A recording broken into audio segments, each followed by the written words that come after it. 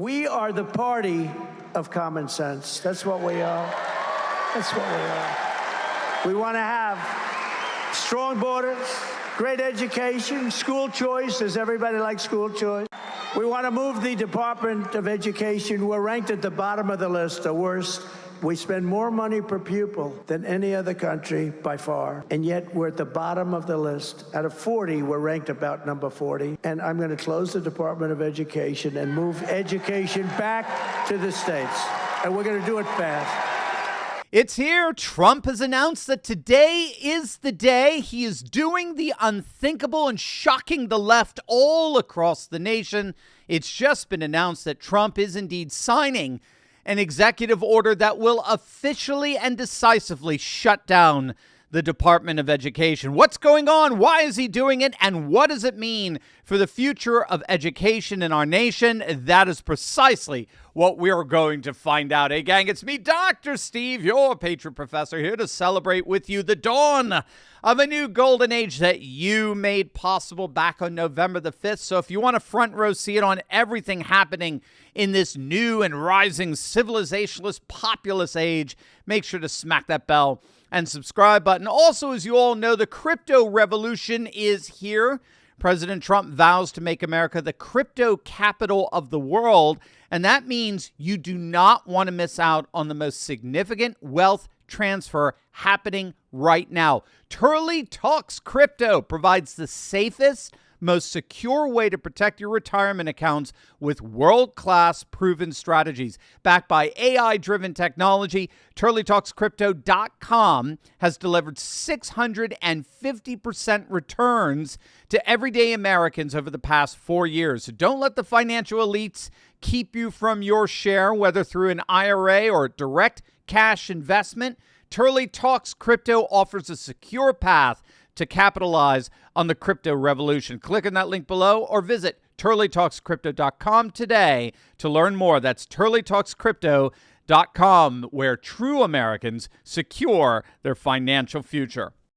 Why nominate Linda McMahon to be the Education Department Secretary if you're going to get rid of the Education Department? Because I told Linda, I hope you do a great job and put yourself out of a job. I want her to put herself out of a job. Education Department. So we're ranked number 40 out of 40 schools, right? We're ranked number 1 in cost per pupil. So we spend more per pupil than any other country in the world. And we're ranked at the bottom of the list. We're ranked very badly.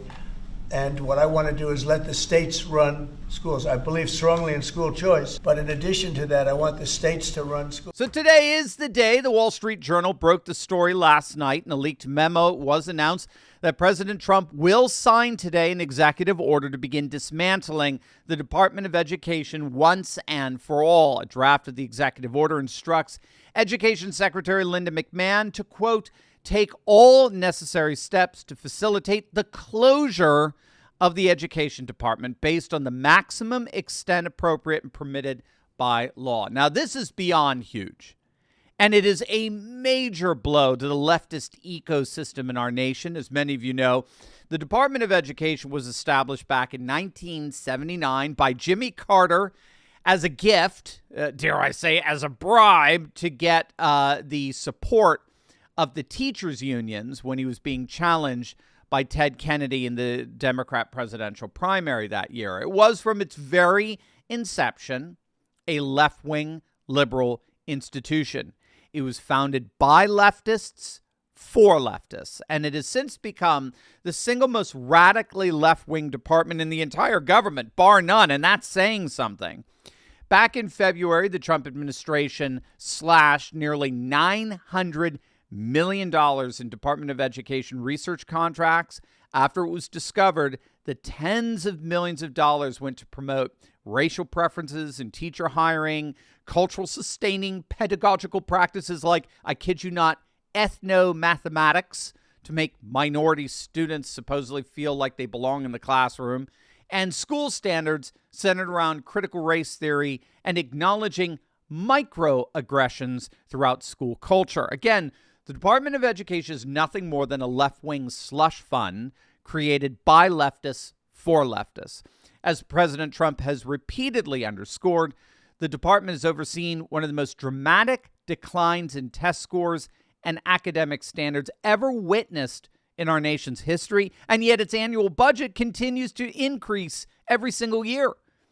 And this is so key to why it's being abolished. The Department of Education has demonstrably done nothing, literally nothing, to improve education. Quite the contrary. The Education Department has been a net negative. It's actually contributed to the demise of educational standards. Neil McCluskey of the Cato Institute put it this way. Just think of how federal education works. The federal government takes money from taxpayers either today or in the future. They hire thousands of people to tie rules and regulations to that money, including highly controversial, what he called values-laden, in other words, radical leftist woke policies. And then it returns what's left of the federal money with the rules and regulations attached. That's hardly an efficient or pluralism-respecting way to deliver education. Not to mention that the Constitution gives the federal government no role whatsoever in education. So that's the first key point here. The Department of Education has been a net negative. It's only actually contributed to our school system's demise. It's only actually made that demise worse. And yet, their budget increases every single year. But there's a second component to this shutdown, and President Trump alluded to it, and that's the massive surge that we've been seeing of late with school choice initiatives throughout the country, which in many ways is rendering the Department of Education completely irrelevant. Now, as we speak, at least 50 school choice bills have been introduced in 30 states so far, designed to create or expand vouchers, tax credit scholarships, and education savings accounts, what are known as ESAs, among other measures. To date, 10 states have proposed 5 new programs, and 10 states have expanded existing programs. All told, there are now more than 30 states, that's more than half the union, that offer school choice programs to parents and students, such that the teachers' unions are fast becoming an endangered species. Now, this is one of the reasons why the National Education Association consistently opposes any and all school choice initiatives, because school choice challenges their monopoly over education, a monopoly overseen by the Department of Education. So, with the rise of school choice in more than half the nation, both the education unions and the Department of Education have basically become relics of a time gone by. Their managerial one-size-fits-all world simply does not exist anymore. But there's a third reason why the Department of Education is being abolished, and this, for me, as a former classical educator, this, for me, is the single most significant reason. The Department of Education, bottom line, the Department of Education is not about education. Write that down. The Department of Education, bottom line, is not about education. It's about indoctrination. That's actually what it should be called. It should be called the Department of Indoctrination. And I mean that quite literally. Do you remember a few weeks back when Vice President J.D. Vance, and by the way, I just love saying that, Vice President J.D. Vance, he gives off such cool, like, Civil War general vibes, but what he talked about do you remember what he talked about, the theological notion of ordered loves, the ordo amoris? I think he was doing an interview with Sean Hannity, and he was talking about this classical Christian doctrine that understood true education as the process by which we learn how to order rightly our loves. In other words, we all have desires. Desires at the heart of what it means to be a human being. But as you know, our desires can latch on to things we ought not to love. We ought not to desire. I mean, this is the whole notion of sin, of desiring that which ought not to be desired, like covetousness, lust, adultery, and the like. And so, from a classical perspective, virtue was actually defined as rightly ordering our loves. Virtue was defined, the essence of virtue was learning to rightly order our loves, learning to love what's truly lovely, desire what's truly desirable, and hence experience our highest human flourishing. That is fundamentally what virtue is. And so an educated person, classically speaking, was a virtuous person.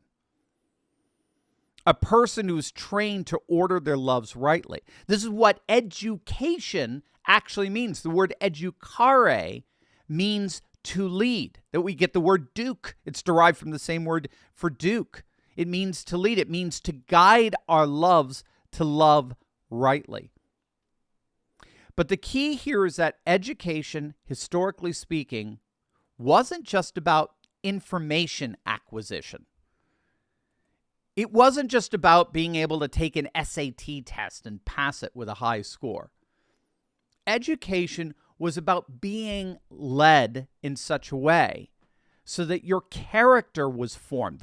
Education was fundamentally formation, forming the character of students to love what's truly lovely, desire what's truly desirable, and hence experience their ultimate human flourishing. This is precisely the kind of education that all of our founding fathers received.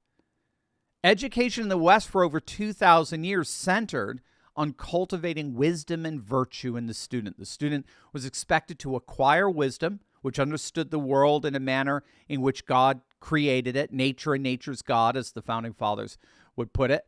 And then secondly, the student had to learn to align their affections, their loves, with that divine order, which meant acquiring virtue. So wisdom and virtue were the two essential elements of what it meant to be truly human in the Western world for over 2,000 years, and that is what gave us Western civilization as we know it. So education was not simply about acquiring facts and information. It wasn't that sterile. It was fundamentally about formation. An educated person was considered a virtuous person. This is why the classical liberal arts were at the center of education. Through reading the great books and appreciating great music and art and architecture and poetry and drama and the like, we learn what it means to be truly human. We learn about the story that we're all participating in. What happened with the Department of Education is that it substituted this classical vision of education with far-left liberationist ideology. It basically switched out education with indoctrination, where cultural Marxist frames of reference replaced the distinctively classical and Christian vision of ordo amoris, the ordering of our loves.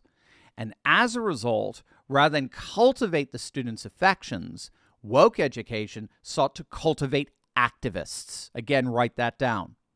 Instead of cultivating the students' affections, woke education sought to cultivate activists.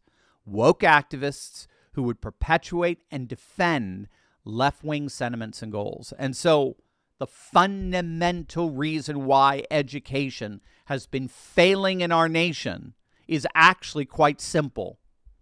It's precisely because the Department of Education has relinquished education for left-wing indoctrination. I mean, it makes total sense, doesn't it? If your goal is no longer to educate but to indoctrinate, well, then inevitably what's going to happen to your educational standards? They're going to collapse. And that's exactly what's happened. And so, good riddance to the Department of Education.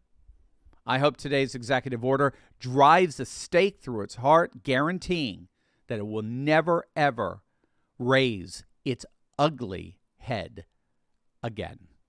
By the way, click on the link in the description below to get all these articles and tweets I reference throughout my videos emailed to you each and every day. You're going to love it. We want you to have the best resources out there to convince your family and your friends of this new MAGA super age that's rising here.